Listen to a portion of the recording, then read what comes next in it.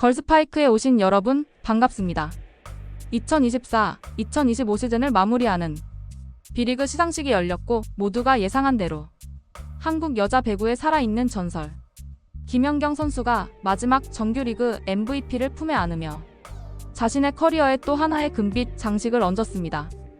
기자단 만장일치, 정규리그 MVP 7회, 챔프전 MVP 동시 수상까지. 이는 오직 김연경만이 쓸 수 있는 마지막 챕터였고 배구팬 모두가 박수를 보냈습니다. 하지만 그 완벽했던 무대, 박수 소리 가득한 시상식의 한쪽 그림자에는 깊고도 설명되지 않은 허전함이 존재했습니다. 그리고 그 이름은 바로 정관장의 아시아쿼터 메가와티 퍼티위였습니다. 시상식의 명단이 공개된 순간 팬들은 당황할 수밖에 없었습니다. 정규리그 득점 3위, 공격 성공률 1위, 후위 공격 1위, 오픈 공격 1위, 시간차 공격 1위. 챔피언 결정전 5경기에서만 153득점을 올렸고 마지막 5차전에서는 부상을 안고도 37점을 쏟아부은 메가가 단 한 부문에서도 수상하지 못했다는 사실이 알려진 뒤 국내를 넘어 해외까지 반응은 급속히 달아올랐습니다. 인도네시아 전역의 팬들은 믿기 어렵다는 반응을 넘어선 분노의 물결을 보이기 시작했고 라다르 수라바야, 콤파스닷컴, CNN 인도네시아 등 유력 언론들은 일제히 한국 배구연맹을 비판하며 이번 시상 결과를 인기만 이용하고 결국 외면한 배구 리그라고 강하게 보도했습니다. SNS에서는 이게 인종차별 아니냐, 메가가 빠진 베스트 7은 아무 의미가 없다. 우리는 더 이상 한국 리그를 응원하지 않겠다는 등 수많은 항의가 이어졌고 실제로 인도네시아 팬들 사이에서는 한국 배구 연맹 공식 계정을 단체로 언팔하는 행동까지 조직적으로 벌어졌습니다. 그저 외국인 선수가 아닌 히잡을 쓰고 경기장에 서는 아시아 무슬림 여성 스포츠인의 대표이자 이슬람권에서 가장 주목받는 배구 선수로 메가는 단순한 한 시즌 외국인 용병이 아니라 B리그를 넘어 아시아 스포츠계 전체에서 깊은 상징성을 지닌 존재였습니다. 이런 선수가 기록으로도 눈부신 퍼포먼스를 보여줬고 흥행과 팬덤 측면에서도 기여도가 압도적이었음에도 불구하고 단 하나의 상도 받지 못하고 무대 뒤로 조용히 사라졌다는 사실은 단순한 평가의 문제를 넘어 팬들에게 배신감마저 안겨주었습니다.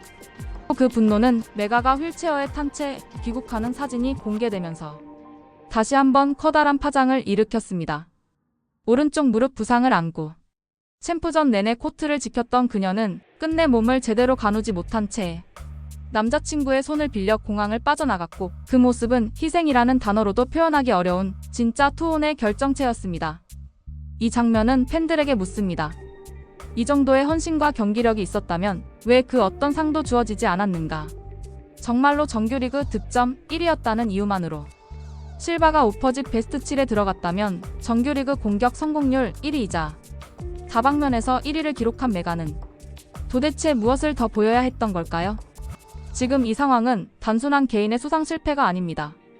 흥행은 활용하고 공로는 무시하는 이중잣대, 그리고 외국인 선수에 대한 구조적 차별의 단면을 보여주는 사건으로 남을 수밖에 없습니다. 2025 시즌을 마무리한 메가는 마지막 챔피언 결정전이 끝나자마자 인도네시아로 돌아갔습니다.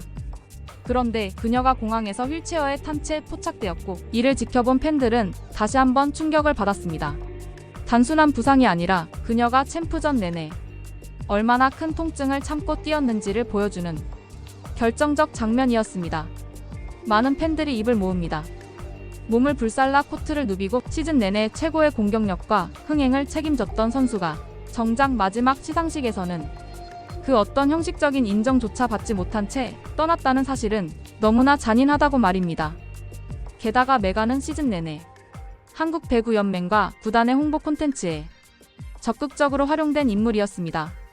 인터뷰, SNS 카드뉴스, 선수 소개 영상, 국제 홍보 콘텐츠까지 말 그대로 B리그가 세계로 확장하고 있다는 상징으로 활용된 선수가 막상 시즌이 끝나자마자 아무런 해명도 설명도 없이 그림자처럼 사라졌다는 건 팬들 입장에서는 철저한 이용 후 폐기로 보일 수밖에 없습니다. 그리고 이것이 인도네시아 팬들의 분노가 단순히 우리 선수가 상을 못 받아서 화났다는 수준이 아닌 이유입니다. 이들은 지금 묻고 있는 것입니다. 메가가 한국인이었다면, 아니 김연경이었더라도 과연 이런 결과가 나왔을까? 흥행의 중심엔 메가가 있었고 실력은 증명됐으며 상징성은 그 누구보다 컸습니다.